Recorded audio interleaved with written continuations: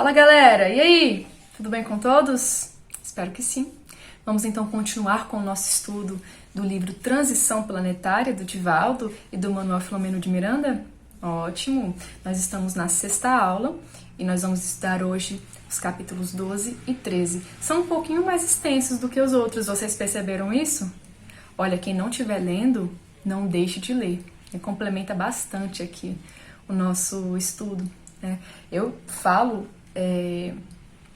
com bastante detalhes, mas a leitura é primordial para entender mesmo, o que se trata o livro. Mas, Camila, não posso ler de jeito nenhum. As aulas vão fazer com que eu entenda o livro? Vão sim, não se preocupe. A gente vai estudando capítulo por capítulo, Eu leio tudo bem devagarzinho para passar para vocês o essencial de cada capítulo, tá certo? Sem mais delongas, vamos lá para o capítulo 12, que se chama A Vida Responde Conforme Programada. Então vamos lá. Isso, Miranda continuando lá naquele trabalho, em que ele estava junto com o Dr. White, que era o responsável pelo seu grupo, e ele estava ali atendendo as vítimas do tsunami. Vez ou outra ele voltava para a colônia dele para poder descansar, porque isso é importante, faz parte do trabalho o descanso. Então ele estava nesse processo. Ele estava atendendo uma senhora desencarnada junto com o irmão Oscar, em que ela tentava voltar para o corpo, tentar fazer com que o corpo, isso já sem vida, o corpo já estava morto e ela estava tentando voltar ali para o corpo, e o Miranda e o Oscar estavam tentando fazer o desligamento dos fios para que ela conseguisse se libertar de vez daquele corpo sem vida. Só que eles não estavam conseguindo. Dei-me conta, olha o Miranda contando, dei-me conta do seu estado adiantado de gestação, notando a presença do espírito feto, que se encontrava adormecida após a morte orgânica, porém imantada ao corpo da mãezinha. Então era uma senhora que estava grávida, a gestação estava avançada, inclusive estava bem perto dela ganhar, e o espírito do nenenzinho estava dentro da barriga dela,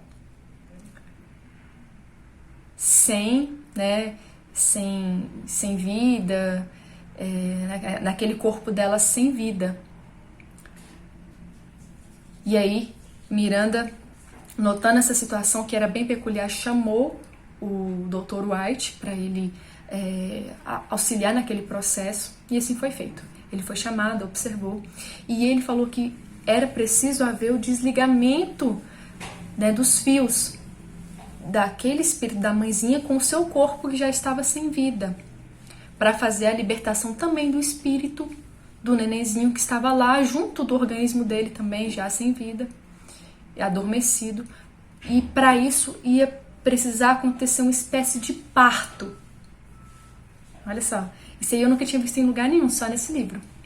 Era preciso que acontecesse um parto, não um parto da maneira que a gente conhece aqui, não, mas com as características espirituais, para que houvesse essa libertação. Então vamos lá. O que eles fizeram? Concentrando-nos ambos, aplicamos energias calmantes na senhora aflita, que ela estava naquele processo de desespero, que lentamente acerenou-se adormecendo. Para o processo acontecer, era importante que ela adormecesse. Então, o primeiro passo foi fazer aquela mãezinha desesperada dormir. O Dr. Charles, é o Dr. White, Dr. Charles é a mesma coisa. O Dr. Charles pediu a Ana, que era uma das trabalhadoras daquela equipe, que atendesse ao filhinho, enquanto ele aplicava recursos especiais na área do chakra coronário do pequenino, diluindo a energia densa, que se foi alterando, mudando de tonalidade, até diluir-se, como um fio que se esgarça, sendo separados totalmente as fibras de energia que os uniam. Então, o espírito daquele bebezinho estava ainda junto do corpo dele mesmo, dentro da barriga da mãe, sem vida, ela e ele. Então, teve que acontecer o desligamento dele também, soltando os fios que o ligavam, e o Dr. Charles White ficou concentrado ali no chakra coronário, que tem aquele fio, que é o último fio que se desliga no processo de desencarne, e ele fez isso junto com a Ana e conseguiu desligar o espírito do bebezinho do corpinho dele sem vida. Nessa hora, observamos que a gestante movimentou-se, embora adormecida. Quando fez o desligamento do filhinho, ela mesma dormindo, teve uma leve perturbação. E ela expeliu uma espessa massa informe, como se fora o parto. Né? Quando fez o desligamento, vocês entenderam? Quando fez o desligamento do espírito do bebezinho, do corpinho dele, ela dormindo, expeliu uma massa como se aquilo ali fosse o parto, né? Uma espessa massa informe, como se fosse o parto. Logo nos demos conta de que se tratava da condensação mental de ambos, filho e genitora, acumulada no útero, onde acontecia a gestação. Então era a condensação mental de ambos, porque tem uma ligação muito forte, né? A mãe com o seu filho, né, quando ela está gerando. Então houve essa condensação mental que estava concentrada ali no útero. E aí ela expeliu, como se fosse um parto mesmo. Olha só, isso eu não tinha visto isso em lugar nenhum, só nesse livro. Talvez se vocês estiverem com dificuldade de entender, a leitura vai complementar aqui o que eu estou falando. A partir desse momento, o sono de ambos, né, bebê e mãe, tornou-se tranquilo e reparador. Né? Ele foi encaminhado, né, o bebezinho, para um local, né, de crianças realmente, e a mãe também foi encaminhada, e quando ambos estivessem bem, eles iriam se reencontrar. O esposo daquela mulher, o pai da criança, estava em uma outra ilha, né, numa ilha realizando algum comércio, e também desencarnou. Ele também tinha desencarnado, vítima do tsunami, né? Apesar de estar numa outra ilha, como foi uma onda muito grande, atingiu muitos pontos, e ele também tinha morrido.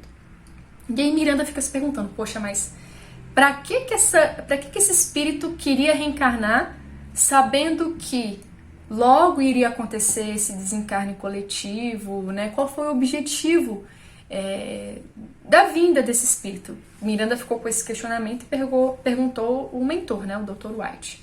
E aí ele explica, olha, a nossa irmã, né, essa mãezinha, viveu em sua penúltima encarnação em uma das milhares de ilhas da Indonésia, exatamente aquela em que há pouco desencarnou seu esposo, naquela ocasião também que era seu marido. Então, olha, a ilha que o esposo dela tinha desencarnado vítima do tsunami era a ilha onde ela viveu a sua penúltima encarnação, junto com o esposo, que na época era seu marido também, eles viveram lá. Eles, né, o esposo e a mulher, entregavam-se então a práticas mágicas e supersticiosas, muito comuns em toda parte, especialmente naquela ilha onde eles moravam. Tidos como possuidores de dons espirituais em muitas das suas atividades, ela e os espíritos infelizes com os quais se homizava exigiam sacrifícios de crianças por serem inocentes e cujas vidas dariam alegria, saúde e felicidade àqueles que se permitissem utilizá-las. Então ela era tipo uma bruxa. E seu esposo também ajudava nessas práticas. E uma das coisas que eles pediam... Gente, vou tomar água porque... Não sei como é que tá aí, mas aqui tá seco demais.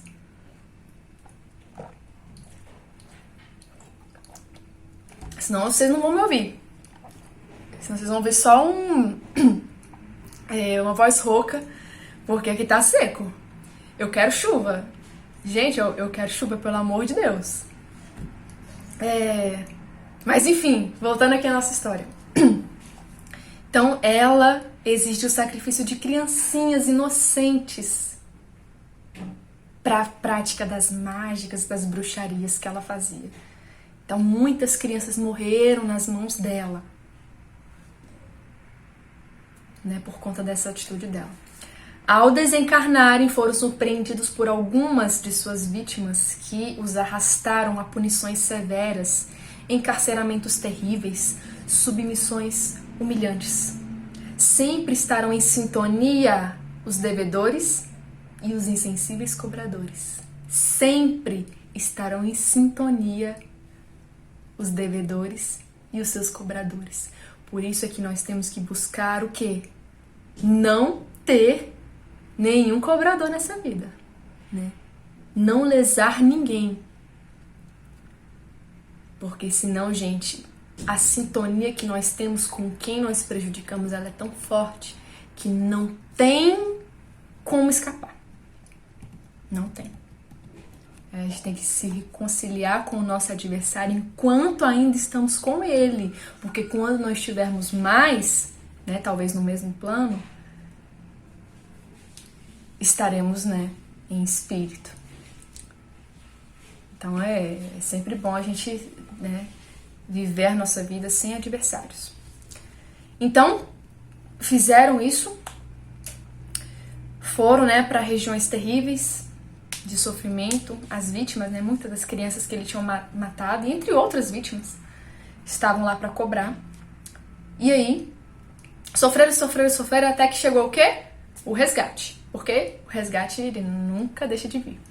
Terminado o resgate, que se impuseram, né, por necessidade iluminativa, resolveram recomeçar numa outra oportunidade o processo de crescimento para Deus, edificando um lar no qual estarão presentes uma família numerosa de alguns desafetos, hoje desditosos e sedentos de vingança. Então, gente, eles fizeram isso na sua última encarnação. E aí, né, sofreram bastante, se arrependeram, resolveram recomeçar numa nova existência, novamente juntos. E aí eles iam passar por esse processo de desencarne bem doloroso, né, perdendo ali uma criança prestes a nascer, né, tirando essa oportunidade assim de maternidade naquela vida, porque ela morreria antes. E assim era uma forma deles pagarem um pouquinho do que eles tinham feito no passado. E agora, desencarnados, eles iam se reequilibrar, se restabelecer para novamente voltarem como casal e receber uma família assim, né, numerosa, com vários filhos, muitos dos quais as vítimas do passado. Era assim que ia ser. O amor é a luz que apaga a escuridão do ódio, diluindo-o em claridades de ternura e de compreensão. É só através do amor que as coisas se resolvem, né? E naquele caso, e em tantos outros, né, o amor era a saída. O filhinho, olha, contando um pouquinho mais, o filhinho que lhe veio imantado ao perispírito, após havê-los perdoado, sofreu a reparação pelo mal que lhes impusera. Então, gente, o processo de reajuste foi de ambos. Os pais precisaram morrer cedo, prestes a ter um filho, né, sem conseguir formar a família que tanto queriam, para pagar o débito do passado. E o filhinho que lá estava era uma de suas vítimas, em que, quando desencarnados, tinha feito tão mal a eles, né, que ele ficou em dívida com a justiça divina também, porque nós não podemos, né, ser os justiceiros. Então ele, depois de perdoar, né, perdoou aqueles dois, resolveu vir como filho, mas morreria ainda no ventre para poder pagar o que ele tinha feito quando em espírito, né, no mal causado àqueles dois. Então o reajuste ele vem. Então ele voltará ao carreiro físico também, rico de esperança e de alegria, porque quitou o seu débito, né? Ele tinha feito eles sofrerem, mas ele depois perdoou, voltou com aquela condição de que morreria cedo, e na próxima vida viria agora, né, quite com a justiça divina. Ninguém que agrida a vida prosseguirá em liberdade, porque ficará imantado ao erro até que reconquiste a paz resultante do dever nobremente exercido e da consciência harmonizada. Não tem como nós lesarmos a justiça divina e ficarmos impunes para sempre. Não existe isso, né? Uma hora nós ficamos imantados ao nosso erro. A nossa colheita, ela vem. Ela vem, pode não vir nessa vida, né? Mas pode vir no momento que nós estamos em espírito, pode vir na próxima vida, depois. A colheita, ela vem.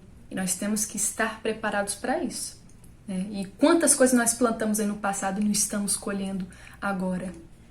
Enquanto não buscarmos a nossa consciência tranquila, mas uma consciência verdadeiramente tranquila, né? Porque a gente pode falar, não, eu tô tranquila em relação a isso, mas o nosso coração sabe, o nosso íntimo sabe que não estamos bem, né?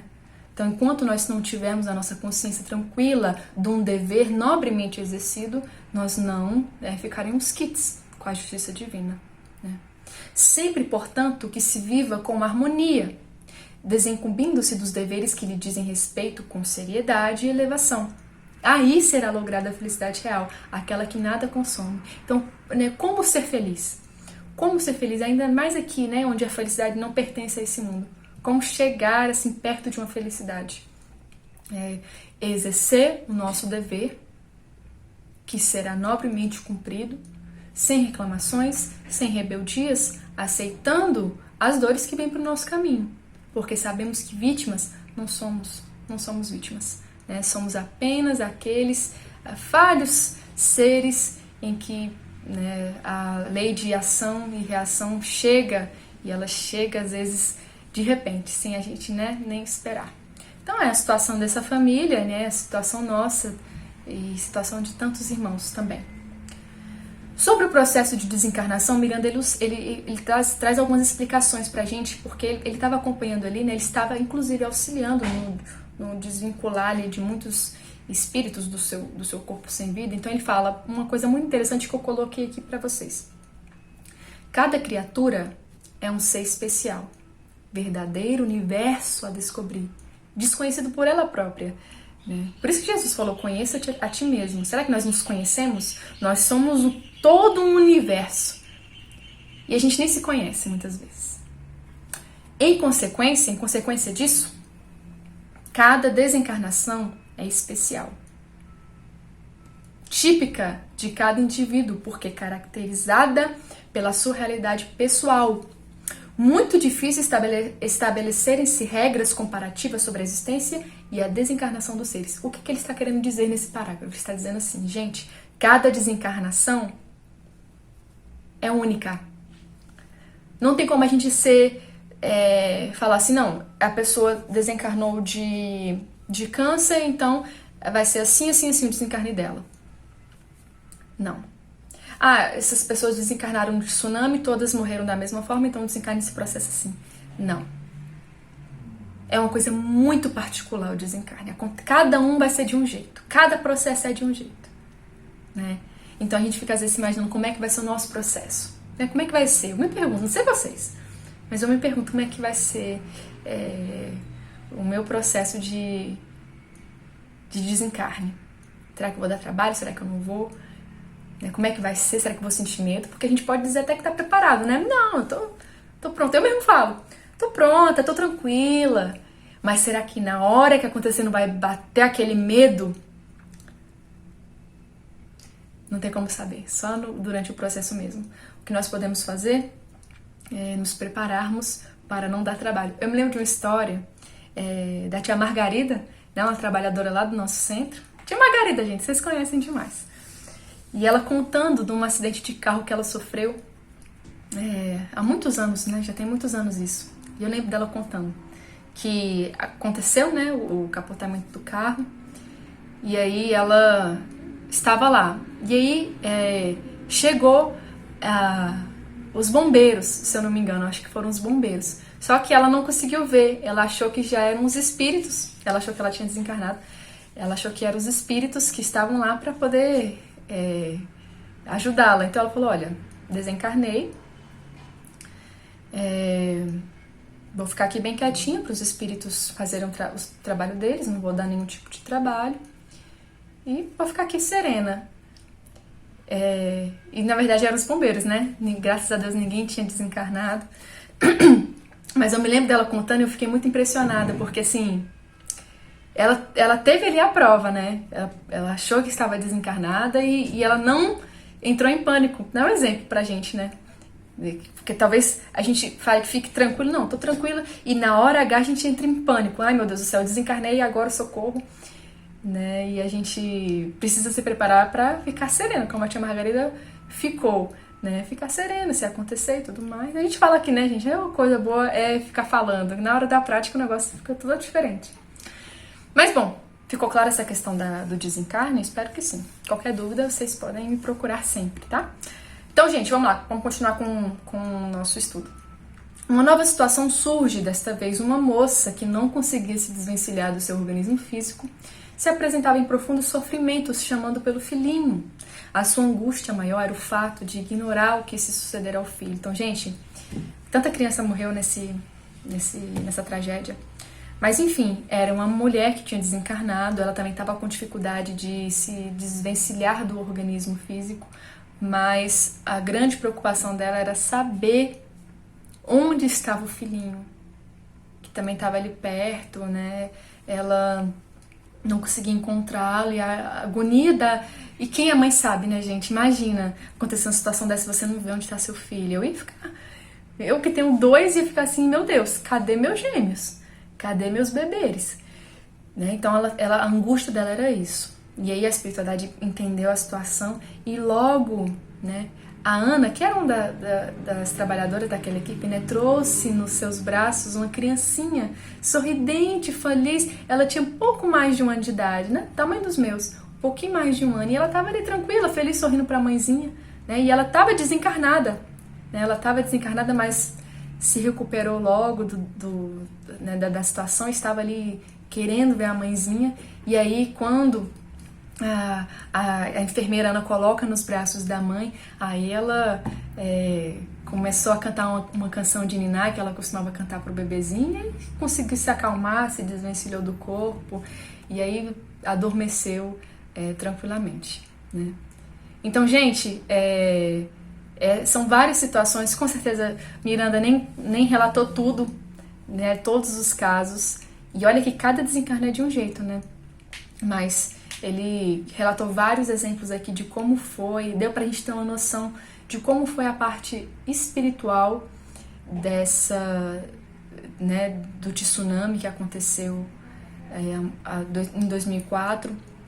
E triste, né? Assim, triste, porém necessário. Não existem injustiças na lei de Deus, mas foi um processo necessário para aquelas pessoas, né, que passaram por isso. E a parte espiritual, né, eu acredito que foi ainda mais triste do que a gente viu aqui, né? Nós vimos as notícias, nós vimos o estrago das ondas, mas a parte espiritual em que as pessoas estão tentando reaver ali os corpos já destroçados, né? Filhos procurando pais, pais procurando os filhos, vampiros tentando ali pegar a energia vital. Então essa parte espiritual foi ainda mais triste, mas a ajuda não faltou, a espiritualidade estava lá. E o livro, em relação a esse processo de resgate dos desencarnados do tsunami, o livro vai até aí, né? A partir de agora são outras histórias, né? Novas situações, e com foco em reencarnação de espíritos missionários aqui na Terra. Então, essa parte do tsunami nós já vimos, e agora vamos entrar numa nova fase, que é o capítulo 13, Conquistando o Tempo Malbaratado, que é a mesma coisa que desperdiçado. Tá certo? Estão prontos? Vamos lá, então, para essa nova parte do livro? Joia! Bom, rapidamente passou para Miranda e seus companheiros o período que fora reservado para ele acompanhar os trabalhadores do bem, né? E eles deveriam já retornar para a esfera deles, para a colônia, para novos compromissos que os aguardavam, né?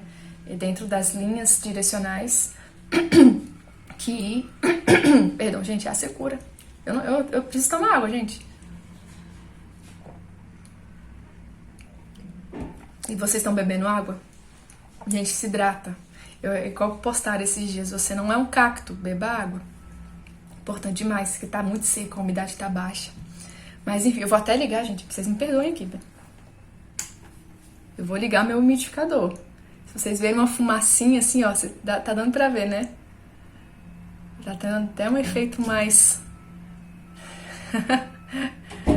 É porque a secura tá demais. Pelo amor de Deus.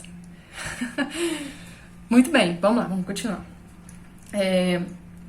Então, eles tinham outras tarefas, né? Miranda e seus companheiros tinham outras obrigações, e eles, né, passou rápido o tempo que eles ficaram ajudando o Dr. White. Eles não sabiam qual ia ser o novo mentor deles, ou a nova tarefa, com detalhes, eles não sabiam disso, né? Ficaram ali aguardando novos direcionamentos. Então, ó, dentro das... tudo isso eu já falei. Nesse tempo, Miranda tomou conhecimento de que a caravana de serviço aos irmãos né, da Terra seria expressiva em qualidade e em quantidade de membros, dividida em vários grupos que atuariam em diferentes locais, sendo presidida pelo sábio geneticista Dr. Artêmio Guimarães, chefe do Departamento de Reencarnações da Colônia Redenção. Então, gente, a próxima missão ia ser bem grandiosa, em quantidade de pessoas e em qualidade também.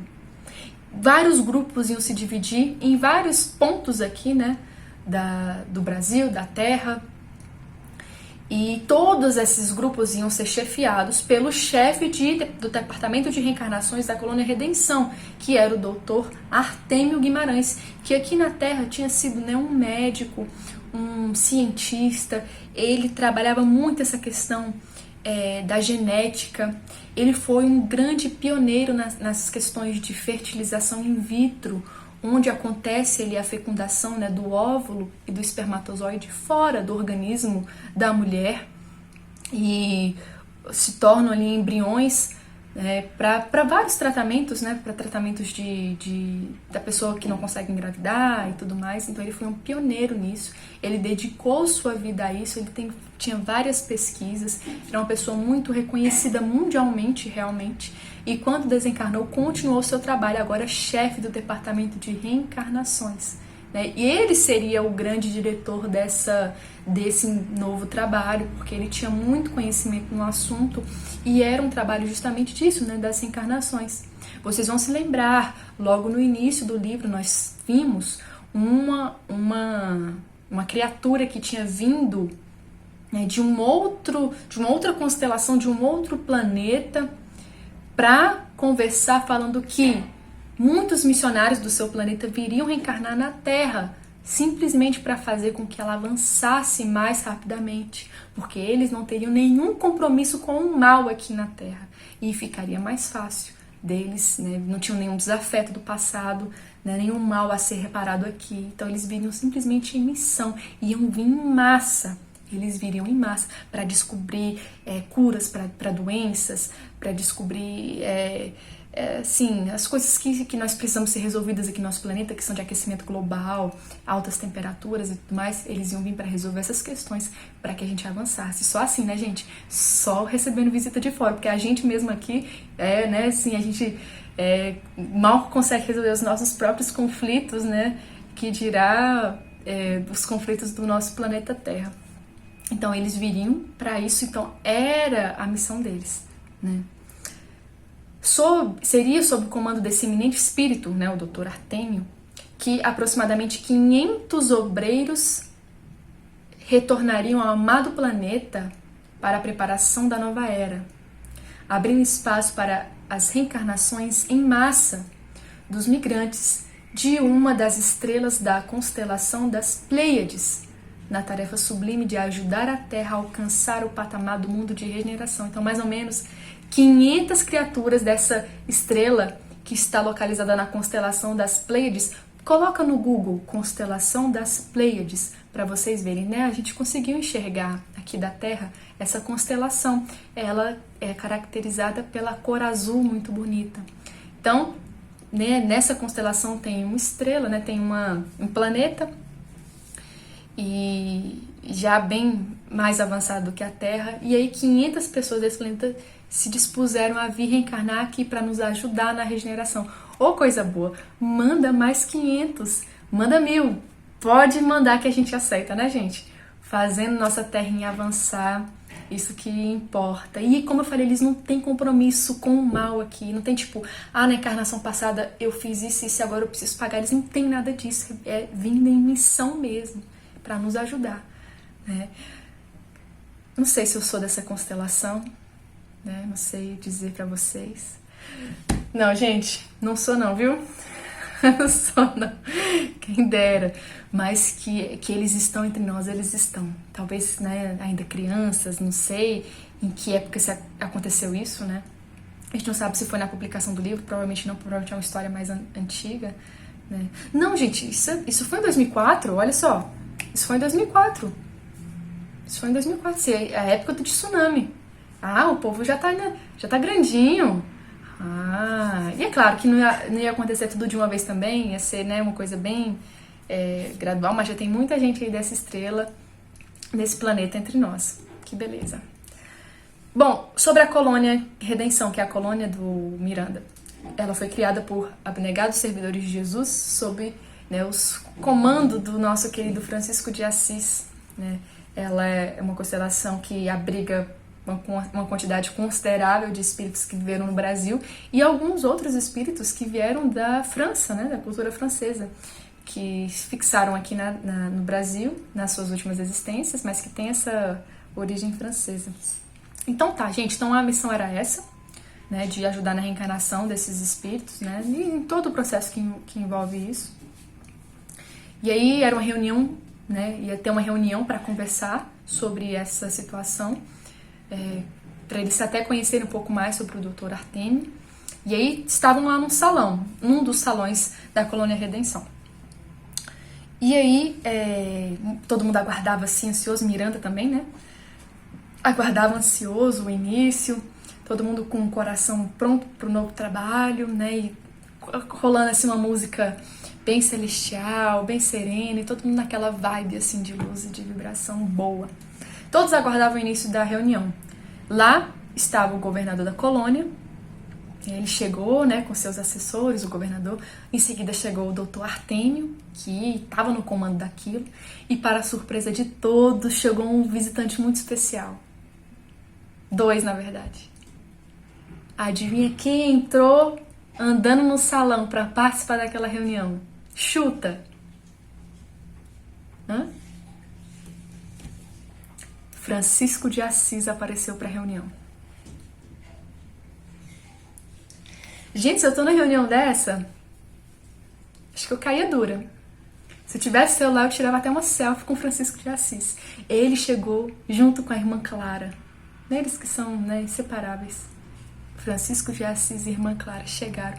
Ele com a roupinha, aquela mesma roupinha que ele usava, né, toda já gasta, sem nenhum luxo, né, nenhuma capa, aquela roupinha gastada que ele usava, né, já saindo assim, soltando os fios. Essa mesma roupinha, ele, claro, simples, humilde, sentaram lá como se eles fossem qualquer outra pessoa da reunião. Olha só que exemplo de humildade, gente. Que exemplo. O santo, ele fala, santo é o Francisco de Assis, irradiava bondade transcendente, como jamais nós tivéramos ocasião de vivenciar. E olha que aquela colônia recebia muita visita assim ilustre. Era uma colônia, a colônia do que o Miranda estava era bem avançada, mas ele jamais teve a oportunidade de vivenciar um semblante suave e doce daquele jeito. Que só de olhar você se sentir em paz. Imagina você olhar para uma criatura e se sentir em paz. Só de olhar. Sem ouvir a voz dela, sem nada. Era assim que ele se sentiu na presença de Francisco. Trajando as vestes gastas dos seus primeiros dias de ministério na Terra, o ar vibrava das energias, né, coloridas, o ar vibrava energias coloridas, era paz, era sereno.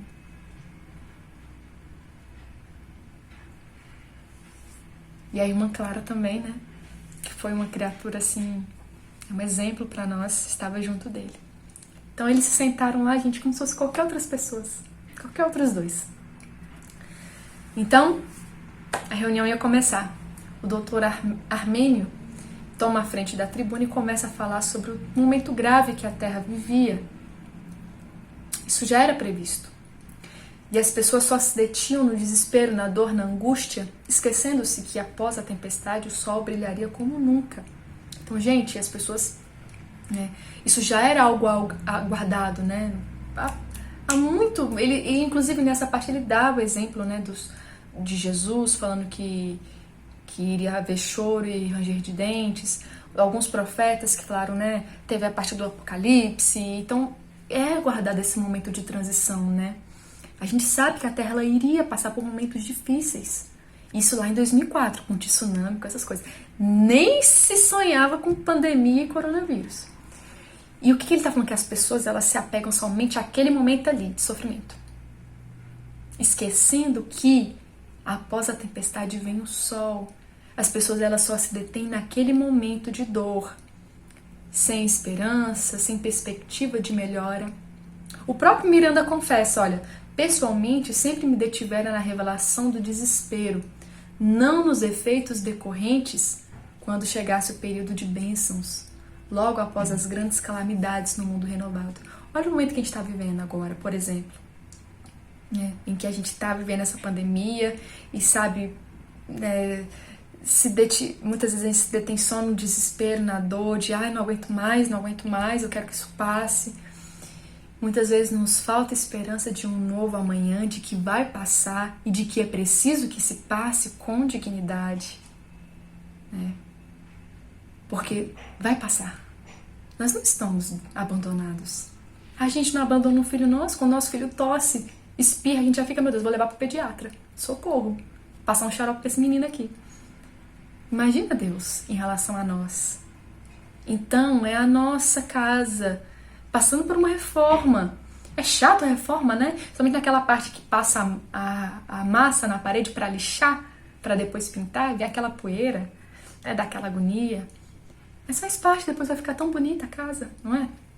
A nossa terra passando por um processo de mudança, né? Ela vai ser renovada em vários sentidos. Então não vamos nos deter na dor e no desespero. Vamos nos deter na esperança e nas bênçãos que vão vir logo depois que isso tudo passar. Ocorrerão essas bênçãos porque espíritos não comprometidos com o mal estarão no planeta construindo o reino dos céus nos corações e trabalhando eficazmente em favor da solidariedade atendida pelo amor. Virão apressar o progresso moral. Esses espíritos, né, desse outro planeta, eles virão apressar o progresso moral, utilizando-se do intelectual e tecnológico para promover a fraternidade entre povos, combatendo as doenças pandêmicas e endêmicas. Isso, ó, gente, tem mais de 10 anos, tem 16 anos esse livro. Essa situação, na verdade, né, que aconteceu em 2004. Vão vir para combater doenças pandêmicas. Olha a pandemia que nós estamos vivendo. Será que a cura, a vacina, não vai vir através de um desses espíritos que estão aí vindo? Será? Tudo pode acontecer, né? O planeta será renovado na sua constituição física. Física mesmo. Física. Apresentando-se com equilíbrio de temperatura, sem os calores calcinantes. E, gente, a gente tá no calor aqui, que não é? Jesus, ameniza.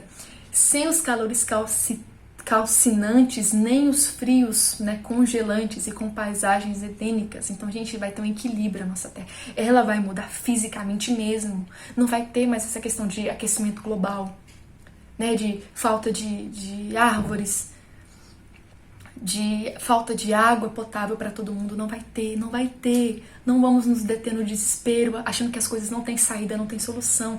Tá vindo ajuda, tá vindo reforço. Nossa terra vai ser uma terra com temperaturas amenas, com paisagens lindas, onde vai reinar a fraternidade. Nós vamos chegar lá. E nós queremos ficar aqui. Você quer ficar aqui? Eu quero ficar aqui. Mas não são todos que vão. Olha o que ele fala.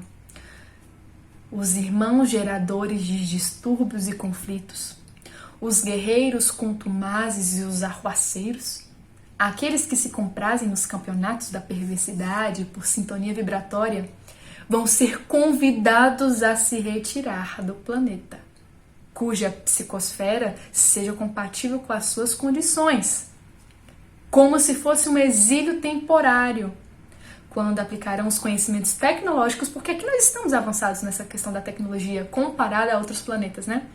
Então, vão ser convidados a se retirar, porque a sua psicosfera não está mais compatível aqui com a Terra, vai ser compatível com o outro, e vão ser convocados a trabalhar nesse novo planeta, ajudando na questão da tecnologia, para auxiliar os seus habitantes, sofrendo a dor da saudade, da separação dos afetos e preparando-se moralmente para o retorno, para a ascensão. muitos, né, dos que vieram aqui para a Terra foram exilados de Capela, que estava passando por um processo de mudança, mas muitos não conseguiram acompanhar. Então vieram para cá, para a Terra, para ajudar nessa questão da tecnologia, né, para ajudar os seus habitantes e também se melhorar, né, que você ajudando o outro, você se ajuda. Então, por exemplo, nós temos muitas das tecnologias que os egípcios aplicaram, a gente nem consegue entender até hoje, né, como é que as pirâmides foram construídas e tudo mais. Então, são pessoas que não eram daqui, né, vieram de fora, né, numa situação de exílio. Então, eu quero ficar na Terra. Eu sei que você quer ficar também, né? Então, vamos trabalhar para isso. Depois que o doutor Armênio ele encerra sua fala, Francisco de Assis levanta para fazer uma prece. Só uma prece. Né? Não ia palestrar nada. Ele se levantou somente para agradecer a Jesus por aquele momento. E a prece dele é tão... Gente, que prece. Que prece, né? Que eu coloquei aqui para vocês. Vamos lá? Vamos acompanhar essa prece de Francisco de Assis? Mestre sublime Jesus, fazei que entendamos a vossa vontade e nunca a nossa, entregando-nos às vossas mãos fortes para conduzir-nos. Permiti que possamos desincumbir-nos dos deveres que nos cabem, mas não conforme os nossos desejos, e sim o vosso. Lançai o vosso olhar sobre nós, a fim de que tenhamos a claridade da vossa ternura e não as sombras da nossa ignorância.